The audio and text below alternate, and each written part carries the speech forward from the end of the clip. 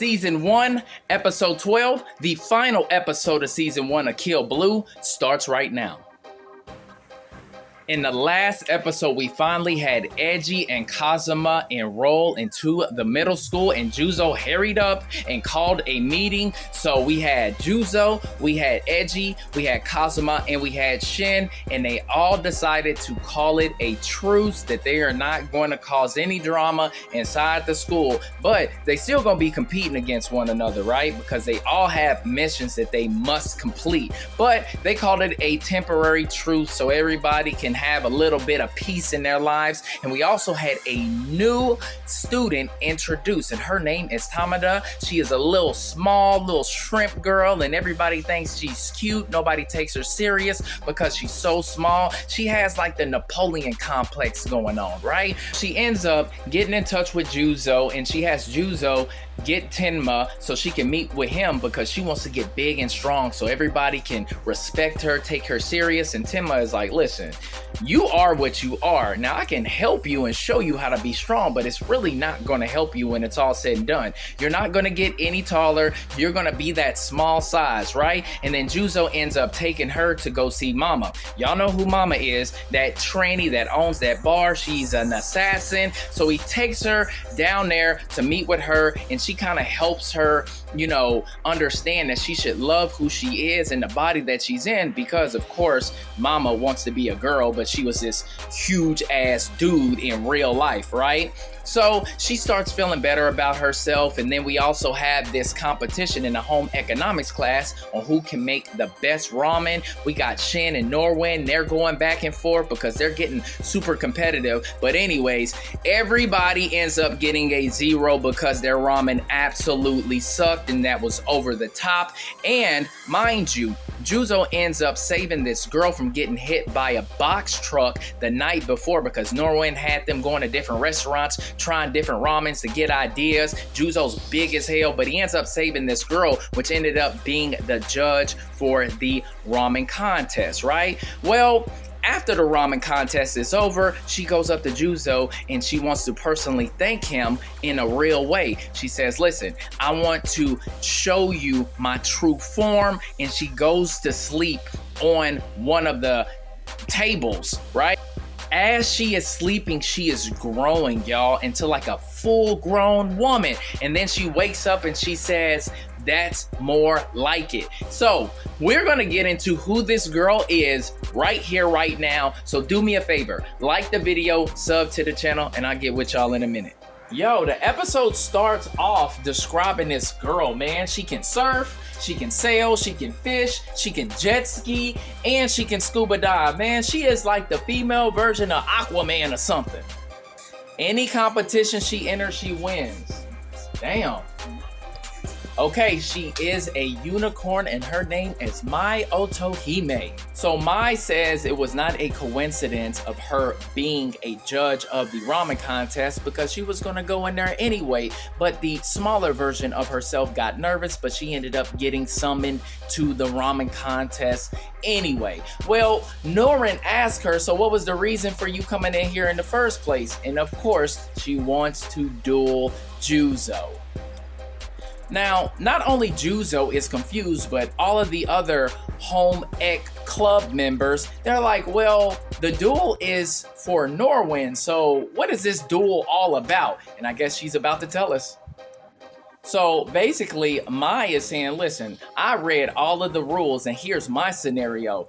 If Juzo beats me, then he remains Norwin's boyfriend, but if I beat him, then guess what? He will no longer be Norwin's boyfriend, and she will be single and free, and she will be able to date anybody she wants. So then Mai says, listen, I watched Juzo and Tenma go head to head in that futsal duel, and even though everybody thought that the only reason Juzo won is because Tenma got injured, I didn't believe it. But what really confirmed it is when Juzo saved me from getting hit by that box truck. And with all of these experiences, I have fell in love with Juzo, and I want Juzo to go out with me. Everybody is surprised as hell. Even I'm surprised because I'm like, damn, you see, this is why you don't need to approach women, guys, because All you gotta do is be yourself, be competitive as hell, and the girls are gonna come. Especially if you save them from a particular thing that could jeopardize their life. Come on, man, you won. You in there like swimwear.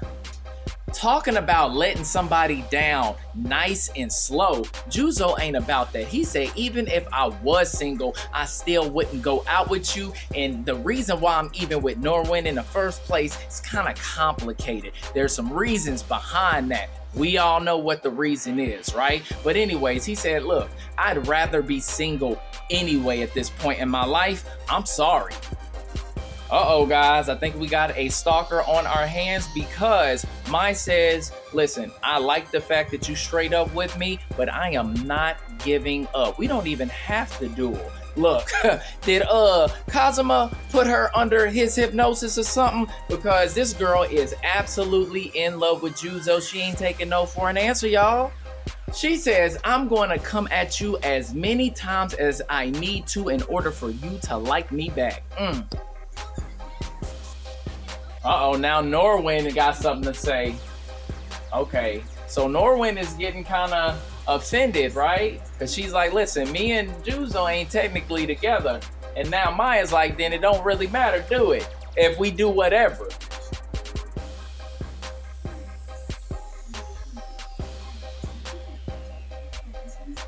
Oh, she say we animals at the end of the day, and whoever is better and more superior wins at the end of the day.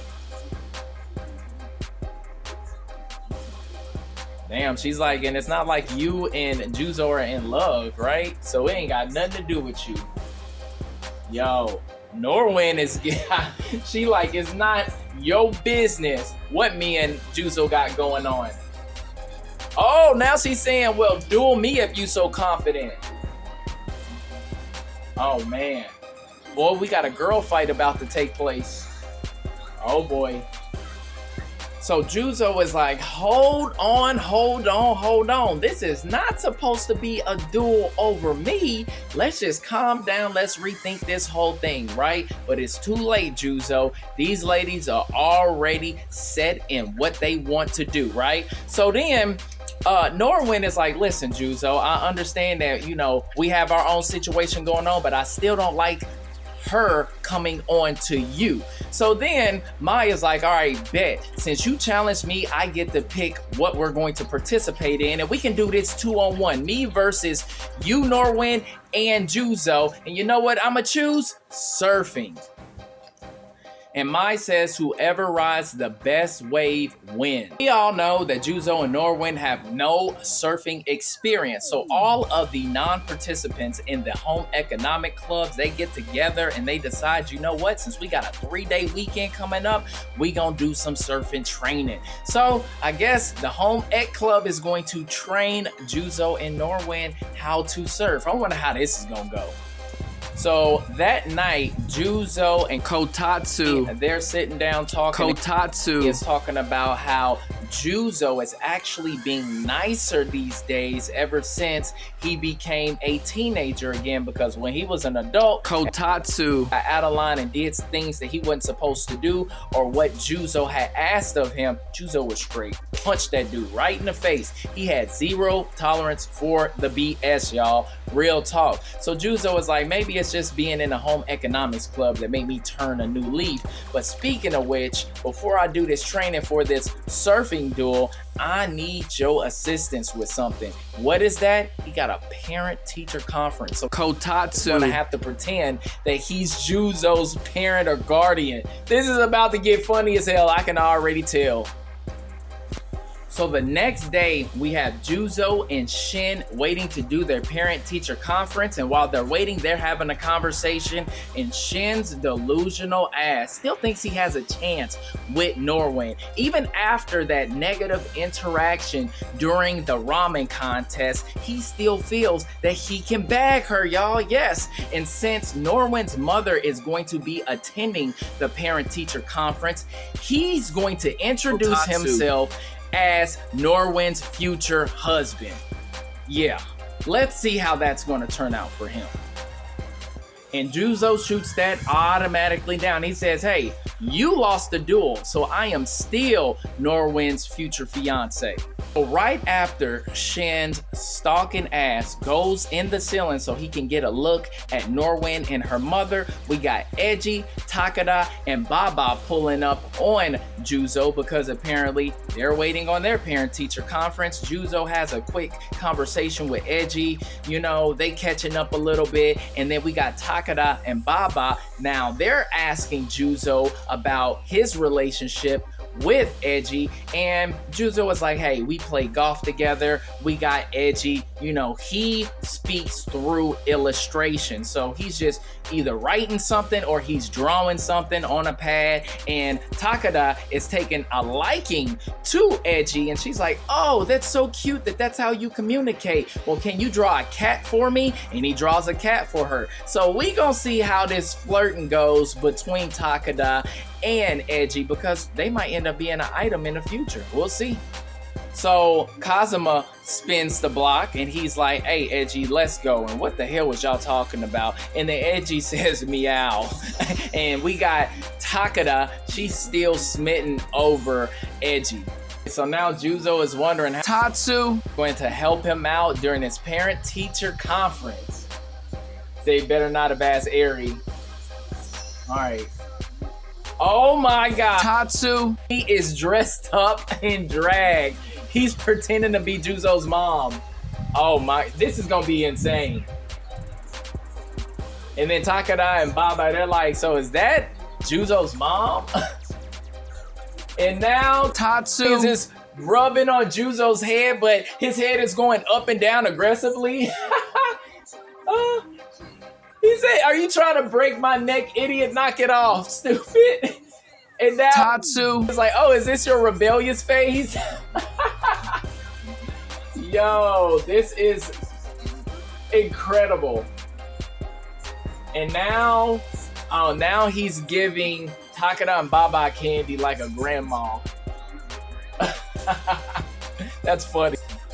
So Tatsu asks how Juzo is doing and if he is behaving in school, and the teacher says he doesn't have any problems with his conduct. He takes his classes serious.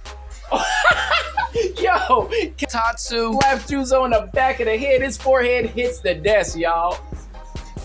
So the teacher is like, I'm not sure if you should be smacking him like that, but the issue that I have is from time to time, he talks and acts like a middle-aged man, right? And then we got Kotatsu just smacking the hell out of Juzo over and over and over again, talking about, honestly, I don't know what to do with him.